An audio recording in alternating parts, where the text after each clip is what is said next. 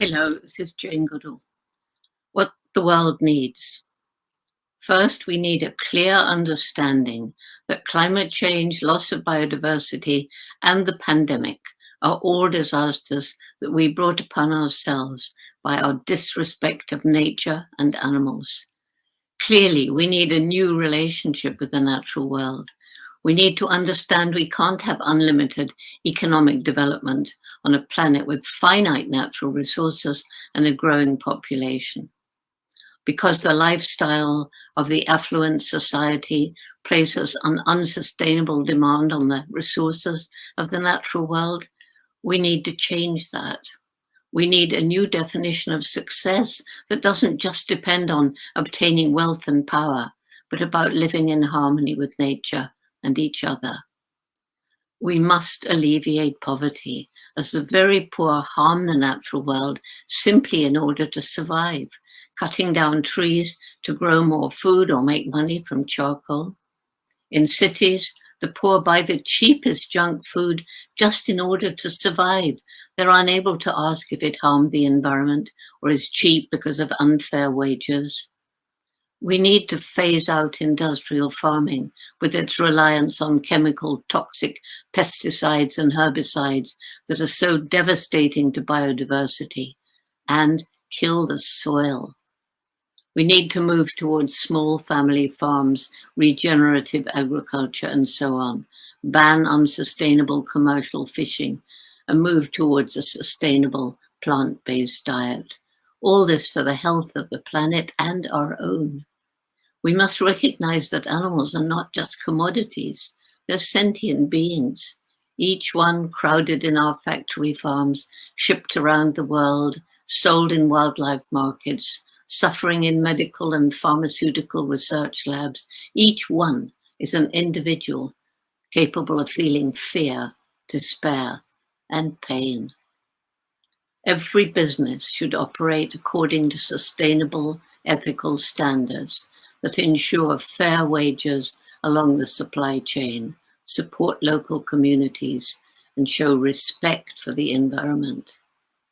We need to reconnect to the natural world of which we are a part and on which we depend. All schools should provide information on climate change, loss of biodiversity, and what can be done about it, and especially for young children, encourage outdoor education.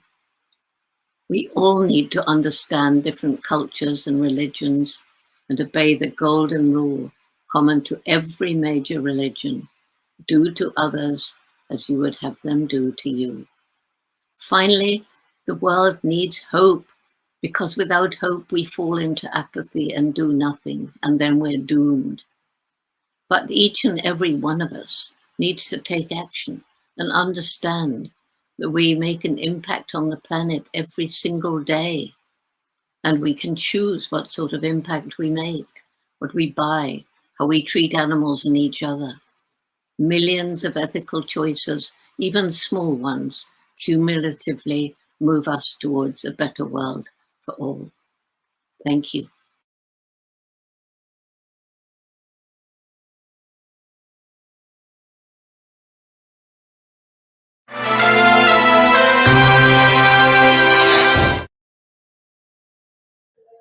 Good afternoon, everyone, and a warm welcome to day one of the ninth edition of Pune International Literary Festival. We now begin the opening conversation at Studio One on a very happy note with an interesting conversation, happiness.in, from the House of Cheer, with two cheerful people, Raj Nayak and Manjiri Prabhu. Raj Nayak, a well-known name in the Indian media and entertainment industry. Raj Nayak is a visionary leader, media maverick, growth spinner, trendsetter, and a motivational powerhouse. In his illustrious career spanning over 3 decades, he has led some of the largest media conglomerates in the country. Raj was a founding member of the Star India team in 1993, where he spent almost 10 years to grow into the role of executive vice president and part of the managing committee. He then moved on to launch the NDTV Media as its chief executive, where he played an important role redefining how news was consumed in the country. Before setting up House of Cheer, he was COO Viacom 18 Media Private Limited, where he steered the company to great heights. His unique prowess to pioneer new concepts and mentor people make him one of the most respected professionals in the industry. An advocate of happiness, Raj derives his energy from people across all walks of life and believes in the strength of diversity. Dr. Manjuri Prabhu will be in conversation with Mr. Raj Nayak. Dr. Manjuri Prabhu holds a doctorate in communication science and is a short filmmaker, an award-winning international author, and also the founder-director of 2 international festivals. She has directed over 200 children's TV programs, more than 50 short fiction and travel films, and has authored 18 books. Her thesis, converted into a book titled Roles, Real or Real, has become a rare reference book for students of Hindi cinema. Manjuri has been acknowledged as a pioneer in India among women writers of mystery fiction, and she has a diverse global fan following. She has been invited to reputed international literature festivals like BusherCon, Cheltenham Litfest, the International Agatha Christie Festival, UK, and International Women Fiction Writers, Matera, Italy. She is also an animal welfare activist promoting, caring, and adoption of stray dogs for more than 35 years. This has culminated into her latest research-oriented nonfiction book, The Doctrine of Peace. I request Dr. Manjiri Prabhu to begin the chair. Thank you so much, Renu. Raj, welcome to PILF. I'm so really nice delighted. To see you, Manjiri. So Yes, nice so to see nice. you. Yeah. We've heard, I'm going to dive straight into this discussion. For me, happiness is something very close to my heart. I believe love and compassion are two very important emotions to be happy. And so when I saw your House of Cheer and happiness.me, I was so curious. I said, what beautiful names and what beautiful concepts. So let's dive right in and first tell me, what is the House of Cheer and how did you come up on a name like this? So before I tell you that, let me tell you, anybody who's a dog lover is a happy person. I agree. I agree. I Yeah, completely agree. Yes. yeah. Uh, House of Cheer. It's funny, I mean, in 2000 and in 2002, actually, I quit my job at Star TV, and Okay. those days there was a court case against me. It was for a non-compete, so I had a long battle with Rupert Murdoch's. It was like in the Bombay High Court, and during that time, I come from that old school of working, right, where we never knew how to use computer. We didn't know how to send an email or receive an email. So as long as I was in a job, I used to get my secretary to take printouts, and I used to write and give it back and things like that. But when I was without a job for almost 9 months because I was going through the court case, that's when my daughter, who was in the eighth standard, I told her, can you help me with an email account? Because I need to communicate with the outside world. And she opened an email account for me. Those days it was Hotmail. And she said, what's it that you want? And I said, Raj Nayak at hotmail.com. And she did a email account called Raj Grouchy at hotmail.com. Who said, that's who you are. But for the Oh, outside world, I will give you a new name. And she wrote Raj Cheerful at hotmail.com, which later went on to become Raj Cheerful at gmail.com. And that's how the original beautiful. cheerful word came, right? So when I quit Wow. my job at Viacom 2 years ago, 2.5 years ago, one of my colleague who's now working with me, Namrata, and I said, what should we name our company? She said, why don't we call it House of Cheer? Because that's our mission, right? That's what we want to do. And that's how House of Cheer came. So it came from cheerful and it's now stuck. And our sole Beautiful. purpose, spread cheer and happiness in this world. Beautiful. Beautiful of your daughter to do it. And you see, this is how destiny unfolds. It's a perfect example. Yeah, from 2000, Absolutely. who would have thought that 20 years later, Yes. I would be using it and that is what I would be doing, Yeah. Yeah, absolutely. So why happiness? I mean, let's start with the core. Why happiness?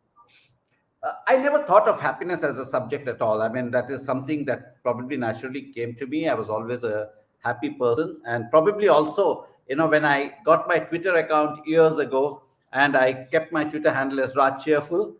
So by default, you start living it, because people refer to me as cheerful, Mr. Cheerful, And so subconsciously, you started living that image. And even though you may have been sad, unhappy, and things like you started portraying a cheerful image. So it That's happened by right. default. It didn't happen by design, right? Yeah. I So think even your Insta handle is Raj the Cheerful. yes, it's Raj Cheerful. That's Yeah. that's right. Raj Cheerful. Yeah. Yeah. So with a double L, full, right? Yeah. And later when I quit my job at Viacom, uh, it wasn't easy, right? Giving up a corner office, giving up $1 million salary, and giving up everything.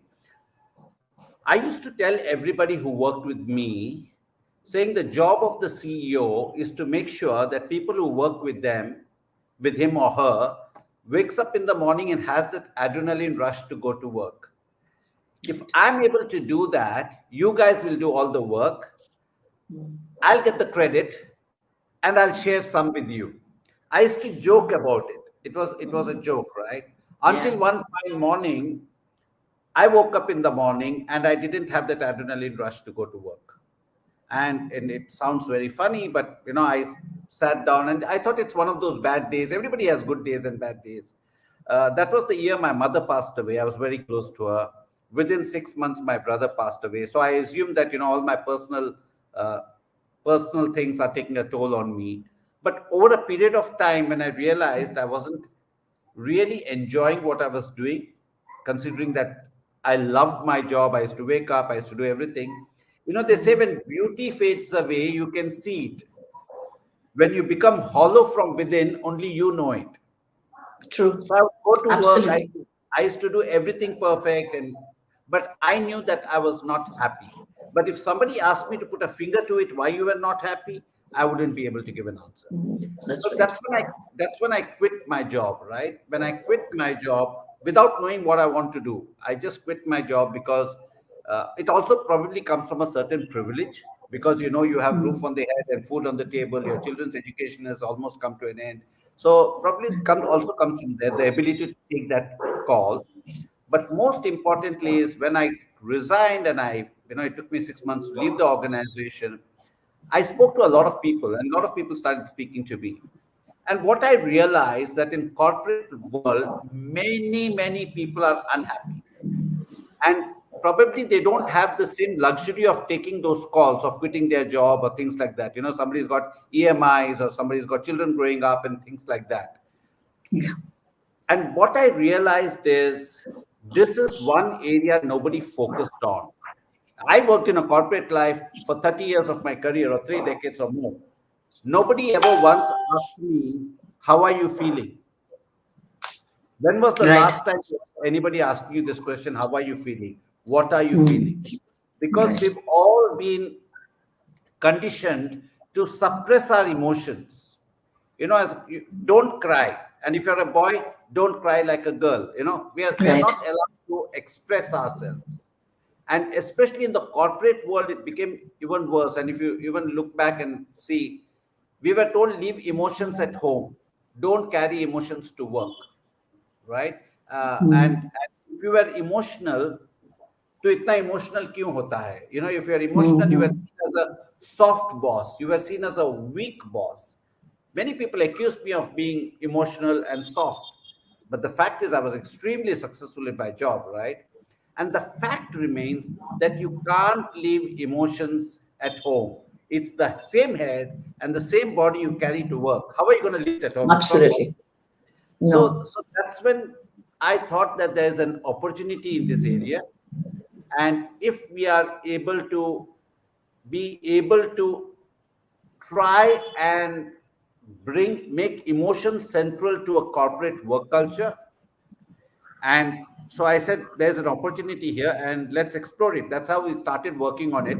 It took us about 2.5 years for us to put the entire framework, entire platform, to measure not just how people think, but also how people feel.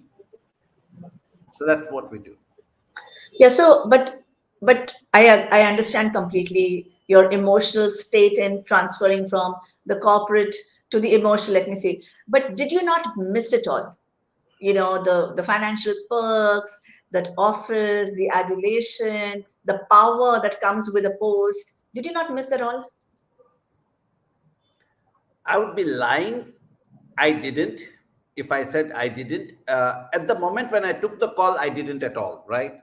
And this is something probably I've always conditioned myself by default or by design. And I tell this story many times. Years ago, I was on a flight to Goa, and those days there used to be a chief executive of Hindustan Unilever called Nitin Paranjpe, who's now the global CEO of Unilever. And he was on a flight with me, and he was sitting on another seat, and I was sitting on this side of the business class. The flight was empty. Once the plane took off, I knew who he was. He had no clue who I was, right? So I walked up to him, gave him my visiting card, and I said, my name is Raj Nayak, and I work with NDTV those days. I work with NDTV, and we do a lot of business with you. Shook hands. He sat with me. We got speaking on many things, but one of the things that stayed with me is he was wearing a uniform. He was wearing a Unilever uniform. And I asked him, do you wear a uniform? I mean, we were going to Goa, and we were going for the same festival. It was called the Goa Fest. And I was in my kids and in my shorts, and I was like, I mean, why are you in uniform? And he said something very interesting. He said, when I go to office, sometimes I may not wear my uniform, but whenever I'm called to speak anywhere, I wear this uniform. And the curiosity got the better of me, and I asked him, why is that? He said, you know why, Raj? Because they are not calling Nitin Paranjpe to speak. They are calling the CEO of HUL to speak. You got it? So he said, this uniform reminds me of that fact that it's not me they are calling, it's the CEO of HUL they are calling. So that thought stayed with me. So when I was at Viacom, from day one, I made it a point to tell myself that if a Bollywood star or somebody is picking up your phone, it's nothing to do with you. It's to do with the chair you're sitting on. So from day one, I didn't get attached to anything. I was dispassionate about everything. And I can with conviction tell you that in my 8 years of career in colors, for example, where I dealt with Bollywood day in, day out, I haven't asked a single star for a photograph. You got it? Because I didn't get any kind of a thing. So we stayed out of it. So that's what happened. So when I had to let go, it was very easy because I wasn't attached to anything. And one of the main thing about happiness is you should be willing to let go. That's true. That's true. I think you were very grounded right from the beginning. Let's say that you were grounded. You knew what was right, what was wrong, and all, which I don't think most people understand. We're all taken in by the glamour and the power of the post is really unavoidable, I think. But like Nitin Paransby said, yeah, they're calling him as in his seat. That was important, and not as a person. Yes, I think it's a very important message that we need to remember. Also, I think it's a very notional. You get very carried away with this designations, CEO, CFO, anything. Yes. The reality is, and Yeah. I don't say this with any kind of thing, you take any person, Yeah. put them in a seat. If they're reasonably intelligent and if they're good people managers, they will be able to do a job, That's right? right. Unless you're Yeah. building a rocket science or something like that, right? So the Yeah. thing is, and it's all in your head. The reality is, we are all the same. We get carried away. The moment you, in your mind, say that this is not the reality, Mm. right? I mean, and the two is money also, I think, beyond a point. It- Probably you can say it when your basic needs are met. I, Yeah. I- I'll be lying if I said Yeah. if your basic needs are not met, then, again, Yeah. the way to look at it, Manjuri, is, as you progress in life, your needs will keep changing, right? Mm. For my driver, I'm rich in his opinion. For me, somebody else is rich. For somebody else, Jeff Bezos is rich, right? It's all True. very, it's it's Relative. It's all it's very, relative. very relative, right?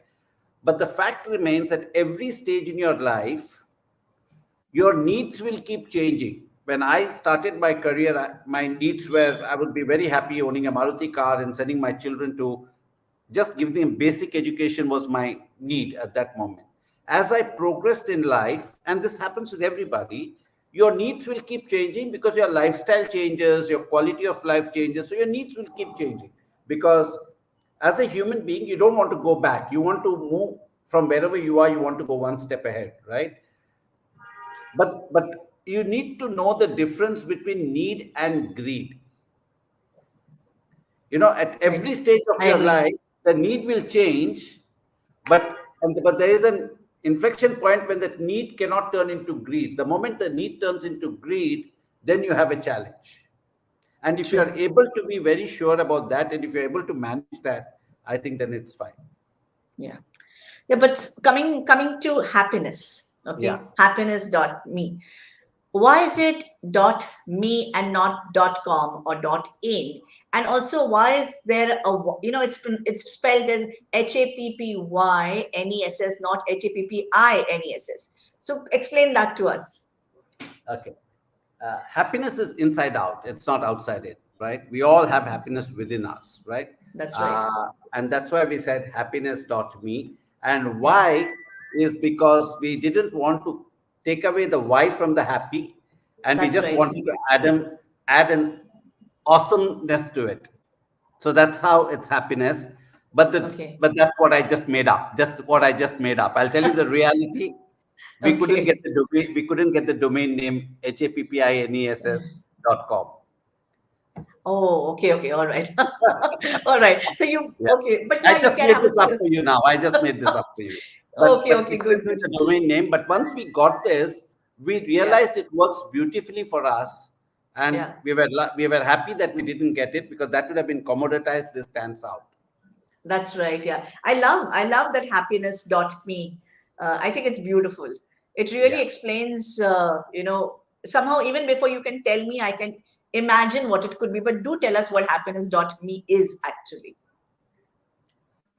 Okay. Let me ask you a question. Are you okay? I Okay. mean, I just want to make it a little Absolutely. Yes. interactive for the Sure. audience.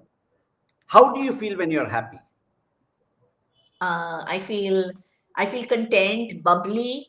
I want to shout out to the world. Everything looks beautiful around me.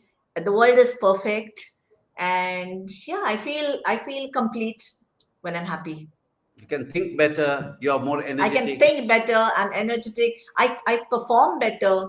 My relationships are good. Perfect. I care for my people more because then I start beginning to value them. And so happiness is all about, yeah, the inside. It's Yeah. just feeling good. Yes.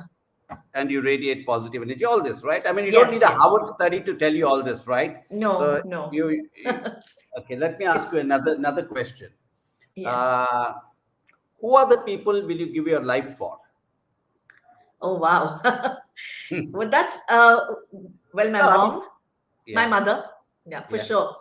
Yeah. So I can normally, start with my normally, mother. normally people say family, parents, Yeah, children, yeah. siblings, spouse, whatever. And Yes, and in yes. my case, of course, also my dogs, right? I'll give my life for them. Absolutely. Same here. Yeah, I would do that for Okay. my dogs too. Okay. Yes, Let me ask you a third question. What yes. would happen if I put you in a room and ask you to introspect? Okay. What would happen? I Yeah, probably, if you lock me in a room, I would probably get restless first. Maybe if you put me in nature, I would retrospect more, I think. yeah. I No, think I but connect. let me rephrase. In the Okay. context of work, because we are Yes. everything we are doing is in the context of work. If I put Yeah. you in a room and ask you to reflect, what would happen? You will start thinking, maybe I would I have will done this start thinking. way. I would have done Yes. this way. I could have Yeah. handled this better. I could Better. have been Yeah. I could have been nicer to that human being. Whatever, I right? was so rude. I was so harsh. Maybe I could have done this better. Yeah. Yeah. Yeah. True. Right? True. Yeah. Yes. Now, incidentally, you can go to any corner of the world. The language may differ. Try asking these three questions, and you will get the same answer everywhere. Okay. I You'll should get try the same that. answer. And try it with your friends, family, relatives, and whoever is watching. Please try it at your end. The same answers you'll get. A little variation Okay. here and there, but the gist of the answers will be the same, right? So yeah, So, universality of emotion, I think. yeah, Universality, yeah. right? Yeah. So now for a moment, visualize if everybody in your organization was happy, Mm. everybody in your organization was emotionally connected with the organization, Hmm. and everybody in the organization got an opportunity to introspect. Every employee got an opportunity to introspect. Yeah. Okay, that is the Mm. framework on which we built our entire assessment. Yeah. And then I don't even tell people we are in the business of happiness, because in the last 2 years happiness word has got very commoditized you know True. Yeah. so, so I say we are in the business of setting context to positively influence human behavior. So what Mm. we mean by that is every person in the organization, it's a whole process. Of course, you get an OTP number, Yeah. you go to my website, you Yeah. put your number, you get your own report which tells Okay. you where you stand in context to the organization. Okay. And two, what do you do with the report? If you know that this is something that you need to improve on, so we have a knowledge hub where people can go and check all this, right? So Mm. basically what we do, we use uh, how do we do this? Because if there are 20 people in an organization, you can walk around and say, Manjari, hey, you're looking low, is everything okay, how are you feeling, right? But how do you Mm. do it when there are 10,000 people, 10,000 people, 20,000 people? That's Right. where we use a tech platform. Yeah. It's a neuroanalytical tech platform, because our entire framework is underpinned by neuroscience, Mm. and we basically measure emotions at scale, and that's why we use the platform. It's a AI ML Mhm. based platform, so that's what we do. So once we Mm. do this, we go one step further. you know One is we measure happiness, but we also seed happiness. Oh. What do I mean by seeding happiness, right? If you do a study anywhere in the world between 22nd December to 2nd of Jan, and you can try it in Pune city itself, the happiness quotient of people is the highest during this period. You can already feel it, right? I mean, I Mhm. can see a background. I can see a Christmassy feeling, festive Yeah. background. And this is again global. This is global. Because I think Christmas as a festival of happiness has been seeded over the years. Yeah. Christmas, New, whether it is True. Santa Claus, it's been seeded, right? So you need to seed happiness in the organization as well. You need to Mhm. water the plant, you have to give it sunlight. And if you really want to see a happiness tree in an organization, you need to seed Mm. it. It takes a little time and it needs a lot of intervention. So what we do is we say that we just don't measure happiness, we will also help you seed happiness. So this is what we are doing at the moment, spreading cheer and happiness in this world. Amazing. It sounds really studied. I think you kind of understood human nature really well, and put it in a proper, structured, researched manner. I think that's really amazing. But given the situation just now, where people are in the COVID situation, locked in their houses, employees are working from home, how do you think it would work with happiness.me? It's even more, in fact, for us, uh, we were a little worried. We actually shut down everything for almost Yeah. 8 months, right? We retained all our people. We paid everybody their salaries and everything. But the fact is, we just told them, do some research work, do this, do that, when we open up, we will decide. Yeah. But then fine morning, we said, no, this is not the right thing. Because what we realized is, on one end, you're digitally connected. On the other end, you are very disconnected, right? And what we realized is, people today need psychological safety, and more for organizations, it's becoming more and more important for them to measure how their people are feeling, because people are actually have gone through really bad time, I mean, in the last 2 years, for whatever reason, Yeah. right? So Yeah. this is the time where they want somebody to listen to them. They want to speak out. They want to express themselves. And one of the things we found is, post the pandemic, I mean, there's no post now, Yeah. it's during the pandemic. Okay. Yeah. During the pandemic, one of the things that has come out very, very loud and clear is, people are more willing to express themselves. People are more willing to speak out. People are willing to ask for help. Yeah. It's no longer, telling Manjari, listen, this is bothering me. Earlier you Yeah. wouldn't hide it, right? But today you're willing to Yeah. express it. And that's what we've True. seen. And because we are tech enabled, we've been able to implement it in companies, and with more and more companies now. In some cases, there are some companies where people are coming to work, but most companies are still working from home.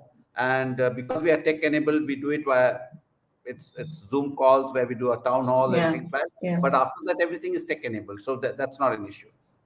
Okay. And so from what I'm gathering is that it's more about employees being heard, and them speaking out their emotions, and Yeah. probably reducing their loneliness. So do you think? So, yeah, Yeah, sorry. continue. Yeah, you were saying? Continue. No, No, no. continue. So do you think that this would impact, in reducing suicidal tendencies, and that kind? Have you kind of had any experience with that? So we do two things, right? One, we do the Yeah. overall happiness assessment, which is where we basically, our whole model is based on introspection, not interrogation, right? When I say Yeah. introspection, not interrogation, is it's like the US visa form, right? They ask you, are you a terrorist? Uh, You see, I mean, that's, I mean, no one's going to say yes. yeah, obviously, right? Yeah. So our thing is, we would ask questions which will make them think and reflect. Everything is based on that, right? Because the first thing about bringing in any kind of change, you have to accept and acknowledge. First, you have to be accept, you have to be aware, and you have to acknowledge, right? And that can only come if you reflect. So that's based on our framework, right? The second thing is, we have something called the 24-hour listening tool, where this is a push, that's a pull, where every employee can go, and they don't even have to go. When they open their laptop, it comes out, or it's pinned to their Teams or things like that, where they just go and they can write what they want. There's one question which says, how are you feeling? They just give it a sliding scale, and they can write what they want. And this is something I learned from my wife years ago. When I was working with Star TV, I used to travel, say, 20, 25 days a month. And when I used to come home, she used to tell me, this needs to be done, that whatever the issues, right? And I used to say, okay, we'll get it done, and she said, no, I don't want a solution from you. I just want you to sit and listen to me. I just want you to listen, because people just need to get it out. So that's what we built. We built a tool which is listening to, which also has a loop back, because it's all anonymous, right? One of the things about people speaking out is, at least people are worried, what is the repercussion? Because when I'm giving a honest feedback, will I be judged? So they don't. So they feel very safe giving feedback on an anonymous platform. But if there is something as serious as this, when somebody's got a suicidal tendency, and if they express it, then we have a mechanism where the HR can reach out to them and say, "Do you need help? And would you be willing to reveal yourself and come and speak to so and so?"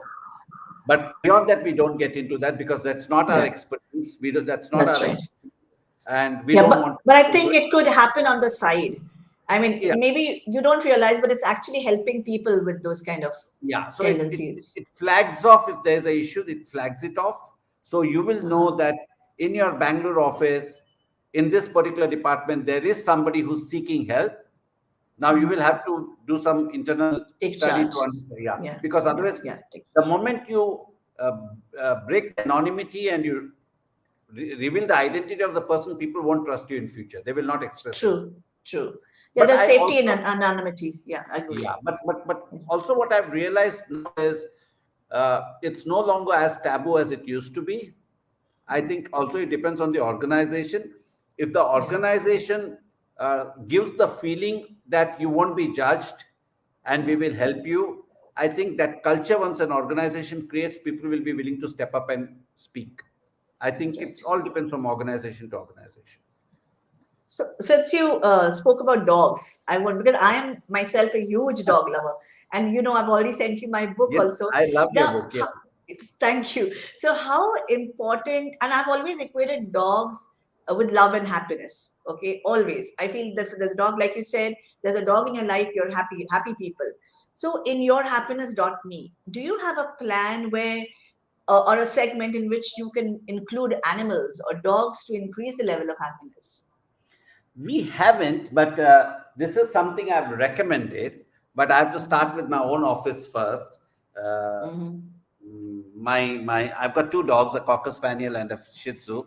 And my Cocker Spaniel is a lady, Meredith, and the Shih Tzu is a monster. He's a monster. He's a little monster. He's named after Chandler from Friends. So one of the things I actually have recommended to 2 or 3 companies, and I think it's a great thing for companies to do. It will take a little time for people to see. If you travel to the France or something, right, you see people bring dogs to a restaurant, they bring dogs to the hotels, they bring dogs to the shopping mall, everywhere, right? In India, you hardly can find a restaurant, very few, where they'll allow you to bring dogs, right? And hotels, it's all superficial, because I've tried to go and stay in hotels, the 5-star hotels or whichever hotels, right? They say we are allowed to bring a dog, but then the dog cannot be, it has to be only in the room. It cannot go into the common areas. What's the point? What's the point, right? So, but I have been recommending to companies saying that, and I think more and more companies at some point will, it has to happen, right? Somebody has to take the first step, and I want to do it first in my own office, of saying we will have a dog which is an office dog. Keep 1 or 2 dogs depending on the size of your office, organization. Keep dogs, office dog, which will be looked by the company, which will be taken, and anybody and everybody in the company can play with it, pet it, and things like that. There are certain rules that you can't feed it and things like that, because you'll have to take care of it properly. Take care of it properly. But I think if organizations do this, it will bring a lot of change within the organization. And I've seen it at Viacom, and we did not embrace it as a company policy or something, but there were 2, 3 stray dogs in the compound or outside. So actually, even the company didn't adopt them. Initially, the watchman adopted them. Right? Initially, the watchman. Initially, the watchmen and the drivers adopted them. Later, the HR in the company, contributed, and people started contributing, and then it became like a company dog, right? Company dog, But I think there's an opportunity there, and I think more and more organizations should look at it. Do you know why animals or dogs in particular? I mean, I don't know whether it's they are always happy. No. Why? Because they don't think about the future. True. They live in the moment. Yes, that's true. It's as simple as that. Absolutely. Yes. We spend too Yeah. much time thinking about kal And kya hoga, planning. परसों kya hoga, jab humko, when we don't know what's going to happen tomorrow, we are thinking about 5 years from now. Yeah, and they also don't think about pleasing people. They only know that they love their human. That's it. Exactly. That's it. Exactly. Yeah, They lovely. are But their I think, authentic self. They are their authentic self. And that's what, yes, if you really want to be totally happy in life, you have to be authentic, be yourself. Because true. when you're yourself, you're not putting any kind of pressure on yourself Yeah, because you are true. who you are, right? And Yes, that makes it so much easy. I agree. So, coming back to the actual workings of happiness.me, and you've started, I think it's been a 2 years, 3 years. How long have you, since you, We started our work 2 years back. We okay, actually went to market about 4 months ago because okay, it took us a lot of time working on this, and we kept on true. tweaking our product, and we kept on getting different kind of inputs, and with every interaction with the client Hmm. we would get more inputs and things like that. But now Hmm. we went to market 4 months ago, and yeah, touch wood, I mean, the feedback is It's amazing. going great. And we've already signed almost 7 companies already we are working with. Another 10 Wow. companies are in the pipeline. This Okay. pandemic has slowed down decision making Yeah, process a little bit. that's uh, true. and hopefully by the end of next fiscal, if everything goes well, hopefully we will slowly build from here. So what is your long-term vision for it? I mean, what do you hope to, I mean, of course, I can understand happiness, but in Yeah, terms of growth for the branch, for the segment, what do you yeah. hope to achieve in, say, 10 years from now? Yeah, so the way I look at it is, this is, see, I mean, as of today, I'm spending more money running the company because it's 100% self-funded than what I probably would have made, I mean, in a month probably, I mean, the kind of money I'm spending, right? I'm spending a lot of money. Uh, but I genuinely see a business opportunity. I'm not here because I believe that this is the only good I want to do. But in the process, if I'm able to do good, if I'm able to create a great happiness culture, not just only in corporates. We started with corporates because that's the low hanging Mhm. fruit. It's Yeah, easier for us to do true, B2B. But true. but but but the way I look at happiness is, it's a huge canvas. It's a huge canvas. All you need to do is find some painters Hmm. and give them the paint and the brush, and they can all keep painting in different parts of the canvas, and you'll create a masterpiece. So the Yeah, things that we can do with happiness has no boundaries. It has no true. boundaries, both Hmm. geographically or in language. And one of the things, even our existing platform that we use, we are in all Indian languages, just for your information, Oh, including that's Urdu. good. Including Urdu. Lovely. You know, Amazing. Yeah, yeah. So so that's so great. that's the way we look at it. And for me, we've already set up a happiness research academy. We've set it up, and that Mhm. that that is that will ongoing. There will be ongoing research that will happen throughout the year. That's something that we are doing, and then we will see what are the segments where we can get into, where Yeah, there's a stated purpose and mission that I have, that no yeah, matter how big a company we become, we will not have more than 99 people. That is one stated objective. Second oh, thing is, once we pay for all our people and we are able to pay for everything, we will reinvest the money for, in whatever way, to spread cheer and happiness in this world. So these are the two stated objectives that we have. That doesn't mean we will undercompensate our people or something like that, yeah, right? But yeah. beyond that, that's the plan. It sounds amazing and very steady. One question, since you talked about funding and money, I totally agree with you that anything good, including PILF, the way I look at it, without money doing good, you need money to do good too. You see, it's 100%. an so people You sometimes don't can't, yeah. understand that. Yeah, you can't do without money. But then how do you equate the requirement for money with happiness? Because that's a necessary evil. No. So it's like this, right? I mean, a lot of people have asked me this question: does Yeah. money buy you happiness? Right? Yes. Yeah. Anybody who tells you money won't buy you happiness is lying. Okay. But Mhm. but let me put a but there. The but is, once your basic things are taken care of, your basic needs are taken care of, then no matter how much money you earn, it is never going to be proportionate to the happiness quotient that you have. It's not directly going Right. to be proportionate. So it doesn't Right. really matter. And I think one thing pandemic has definitely shown all of us is how little you really need, right? I I mean, agree. suddenly we realize how little that we need. Yeah. Now, a lot more people die rich than live Yeah. rich, Absolutely. Lovely. Yeah. right? So you I, need to yeah. live rich. You need to live rich. So, like in Yeah. my case, I mean, I've told my daughters, both my daughters, right, and from a very young age, I used to tell them, "Hey, Samira and Atia, let me tell you something. Your dad and mom have worked very hard for what we have achieved so far. We will give you the best education wherever you want to go, right? We will, whatever needs to be done for that, we will, even if needs to sell a house, we'll do it, we'll give you this education. But after that, you're on your own. Your mom and I will work very hard to spend everything that we have because we are going to enjoy our life." So, True. but a lot of people spend time creating, and then you see the more wealth you create for the next generation and generation after that, because there's never an end to greed, right? But what happens, you see all the families, they don't, siblings don't talk to each other, they don't love each other, all kinds of problems start, right?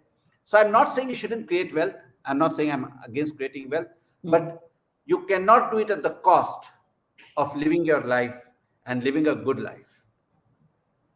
Completely. I agree with you. And it's really, yeah, it's important to understand what really matters in life.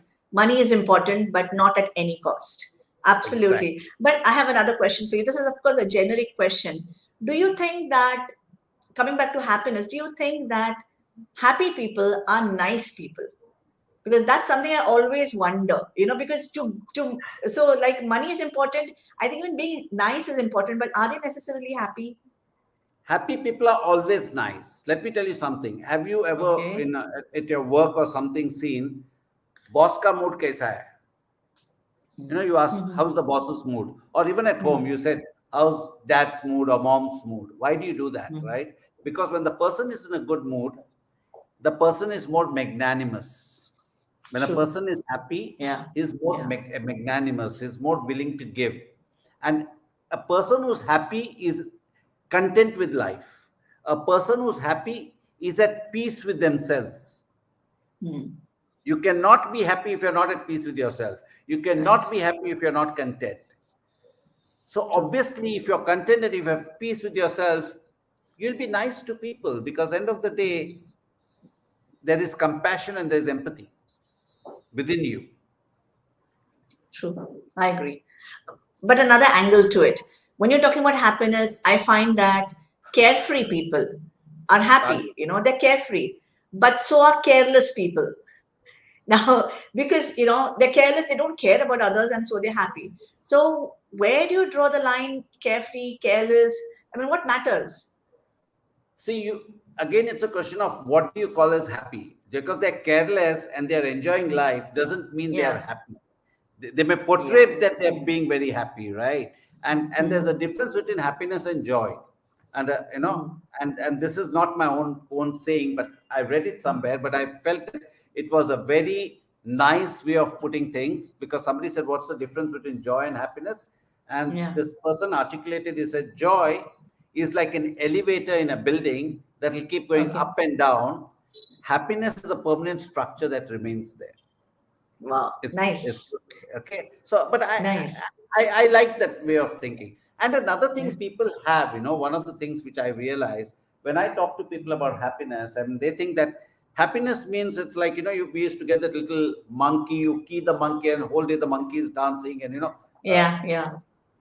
that's not right. Happiness Mhm. doesn't mean you can't be upset. Happiness doesn't mean you won't feel sad. Happiness doesn't mean that you won't sometimes get angry. These are all emotions. These are bound to be there. But the question is, when you say you're a happy person, it's all about sustained happiness. How you True. react to situations, how you behave with other people, are you at peace with yourself, are you content? But in spite of that, there could be situations when you will feel sad, and it's okay to be sad. It's I okay agree. to feel angry. It's okay. That's part of life. But that does not Yes. mean you're not happy. So if I'm Raj cheerful, okay, then it's the way I tell it is, if I'll be lying if I said all the time I'm happy. There will be moments when I think Yeah. something's bother me and all, Yeah. but I can not necessarily be happy all the time, but I can be choose to be cheerful all the time, right? Right. You can Yes. choose to be cheerful, and Yeah. happiness also is something that you can choose to be happy, because the way they say about happiness is 50% of it is genetic. So Right.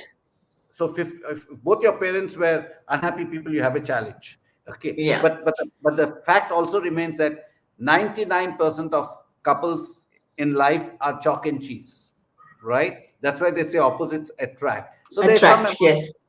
there's some amount of happiness within you. Yes. 10% is the environment, but 40% is something that's within you. So you can condition yourself to be happy. The way you behave, you react, you can actually work towards becoming happier than what you already are. And we've seen that with science, with research, where you can see the change happening with people.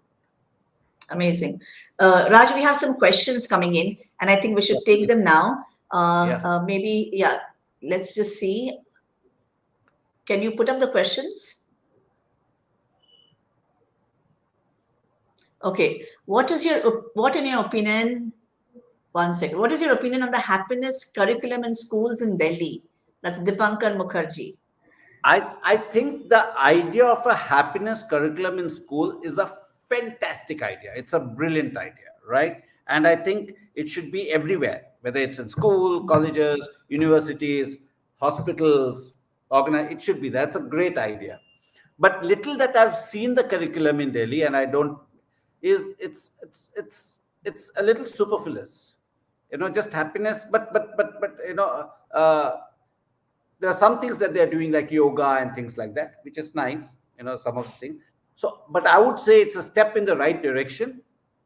It's a great thing, and more people should follow. But I think they need to go deeper into it than just have it more as a badge. They need to go Yeah. deeper into it and create really scientific curriculums. Right. Okay. So there's another question. Uh, let's see. Can you display the question? Yeah. So are happy people also ethical people? Yeah. It's a good question too. Yes. Are they It's a ethical? very, very good question. I don't have an answer to it. I'm like at this moment, but I would like to believe, this is my conviction, that you cannot be happy if you're not ethical. Because one of the biggest thing about happiness is integrity. True. If you don't have a moral conscience, Mm-hmm. okay, so you can't be happy. You know, True. you can't be happy. So I would like to answer it by saying, yes, happy people are ethical people. I guess they don't have an option. If you are happy, which means you're ethical, that's the equation we keep in our heads, probably. Exactly. Yes. Okay. Let's go to the next question. Okay. Is there a state of no sorrow, no happiness possible for a common person, and is it good? I don't think there can be any person who doesn't feel. That means you don't feel. I mean, at least I don't know of anybody who doesn't feel. Mhm. You have to feel. You may be dispassionate about things. You may not react to your feelings, but you may suppress your feelings.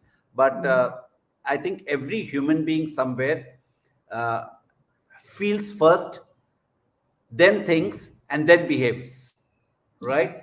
Mhm. So I don't think that there will be happiness and there will be sadness in every human being. Now, whether you choose to accept it, channelize it or not is a different thing. But I don't think there can ever be a state where you say none of these things happen with me. I mean, I don't think so. Yeah, it's not possible. I have a question, Raj. Since these questions came up, I just thought of this. They always say that you cannot pour from an empty vessel. So people who are self-sacrificing, basically unhappy people who are disappointed, frustrated, etc. How can they make other people happy? I mean, how You does that can't make happen? other people. You can't make other people happy. Let me be very Okay. candid. You know, Yeah. uh, we always say being selfish is seen in a negative light. You know, Yeah. he's a selfish person, she's a selfish person.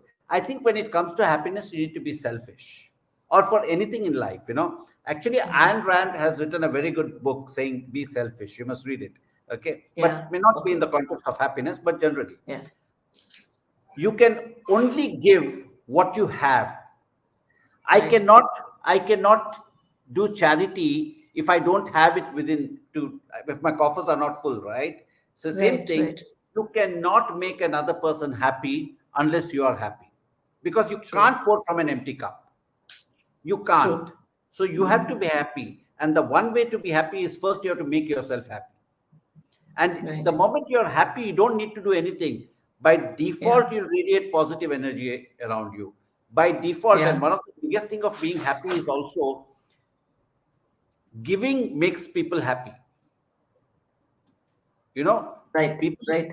when you when you say I'm sacrificing, let me give you an example, right? Suppose you have a cake, Yeah. it's Christmas time, and there's a beautiful Christmas cake, and Yeah.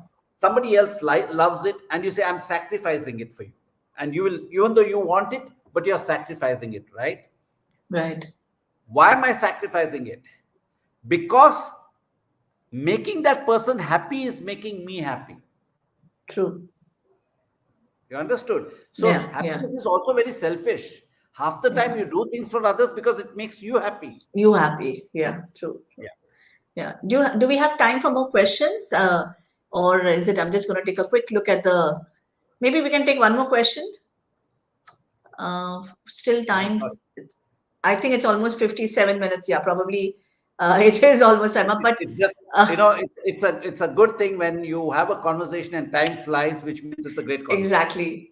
That's true. But Raj, it was amazing talking to you. I think your concept is beautiful. And I think the message I take back is choose to be happy from this whole thing. And I think that's what all of us will also take. And I wish you good luck in and huge success, because I want the world to be a happy place, which is why I write my books as well. So I think it's a brilliant concept. I wish you great luck and great happiness in life.